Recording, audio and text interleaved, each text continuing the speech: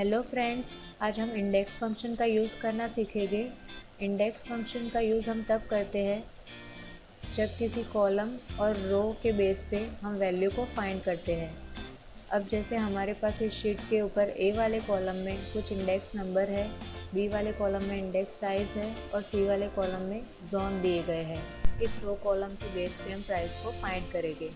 इसके लिए हमारे पास यहाँ पे एक शॉर्ट टेबल दी गई है जिसमें इंडेक्स साइज दी गई है और जोन दिए गए हैं, जिसके अंदर जिस इंडेक्स नंबर की साइज़ 4 है और जिसका जोन 5 है उसकी प्राइस को हमें यहाँ पे कैलकुलेट करना है। तो हम कैसे करेंगे, हम यहाँ पे इस टेबल पे देखते हैं। पहले जिस इंडेक्स नंबर की साइज़ 4 है 4 रो को हम सिलेक्ट करेंगे और जिसका जोन 5 है जोन 5 वाले कॉलम को हम सिलेक्ट करेंगे। तो यहाँ पे जो नंबर इंटरसेक्ट हो रहा है वो वैल्यू हमें मिल रही है 21.78। तो इसके लिए हम यहाँ पे इंडेक्स फंक्शन का फॉर्मूला पुट करेंगे। इसके लिए हम B2 वाली सेल में जाएंगे, इज इक्वल टू का साइन लगाएंगे, इंडेक्स लिखेंगे। अभी तो हमारे पास जो लिस्ट है वो काफ़ी शॉर्ट है, हो सकता है आपके पास जो लिस्ट हो वो काफ़ी बड़ी हो, लंबी हो। तो इसके लिए आप हर बार कॉलम और रो में से वैल्यू को सर्च नहीं करेंगे एक एक करके। उसके लिए हम इंडेक्स का फंक्शन यूज़ करेंगे। ब्रैकेट लगाएंगे हम यहाँ पे, टेबल की वैल्यू को हम सिलेक्ट करेंगे यहाँ से H5 to O9 तक। अब सबसे पहले हम इस वैल्यू को एब्सोल्यूट रेफरेंस में चेंज करेंगे, क्योंकि एक्सेल जो है वो हमारी वैल्यू को रिलेटिव रेफरेंस में ले लेता है। अगर आप इसे चेंज नहीं करेंगे तो आप एंटर करेंगे तब नेक्स्ट टाइम वो रिलेटिव रेफरेंस वाली वैल्यू को ले लेगा, इसलिए हम इसे एब्सोल्यूट रेफरेंस में चेंज करेंगे। इसके लिए हम इस वैल्यू को सिलेक्ट करते हैं और कीबोर्ड से F4 की को प्रेस करते हैं। अब इसे हमने एब्सोल्यूट रेफरेंस में ले लिया है। उसके बाद हम यहाँ पे कॉमा लगाएंगे और B2 वाली सेल को हम सिलेक्ट करेंगे जो कि हमारी रो है। उसके बाद हम वापस से कॉमा लगाएंगे और C2 वाली सेल को सिलेक्ट करेंगे जो कि कॉलम है।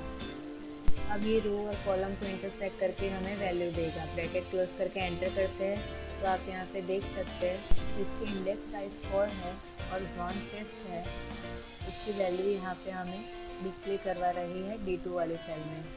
अब बाकी की वैल्यू यहाँ पे फाइंड करने के लिए इसके बॉटम कॉर्नर पर जाएगी, जैसे ही प्लस का साइन आएगा हम डबल क्लिक करेंगे तो यहाँ पर आपको सभी आइटम का प्राइस डिस्प्ले कर देगा।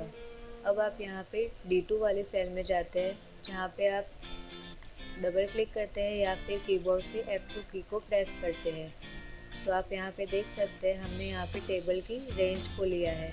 अगर आप उस टेबल की रेंज को ना लेके उस टेबल को कोई नेम देना चाहते हैं, यानी कि इस रेंज को हम हटाकर उसे कोई नेम देना चाहते हैं, तो उसके लिए हम क्या करेंगे, पहले तो हम एस्केप की को प्रेस करेंगे।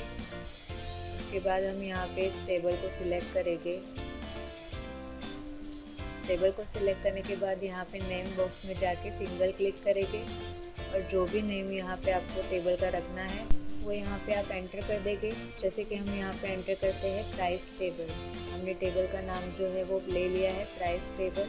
अब इसके बाद हम B2 वाली सेल में जाएंगे। पहले तो हम इस वाले टेबल को पहले सिलेक्ट करते हैं। टेबल को जैसे ही हम सिलेक्ट करेंगे, सिलेक्ट करने के बाद आप यहाँ पे नेम बॉक्स में देख सकते हैं उसका नाम है वो यहाँ पे डिस्प्ले कर रहा है प्राइस टेबल। अब D2 वाले सेल में हम क्लिक करेंगे। डबल क्लिक करने के बाद यहाँ पे टेबल की जो हमने रेंज ली है उस रेंज को सिलेक्ट करेंगे और रिमूव कर देंगे। आप मैन्युअली भी प्राइस टेबल लिख सकते हैं, अदरवाइज़ हम इस वाले टेबल को सिलेक्ट करेंगे तो आप देख सकते हैं यहाँ पे प्राइस टेबल का नाम जो है वो ऑटोमेटिक डिस्प्ले कर रहा है। एंटर करेंगे। एंटर करने के बाद आप यहाँ पे नीचे की तरफ इस वैल्यू को फिल कर देंगे।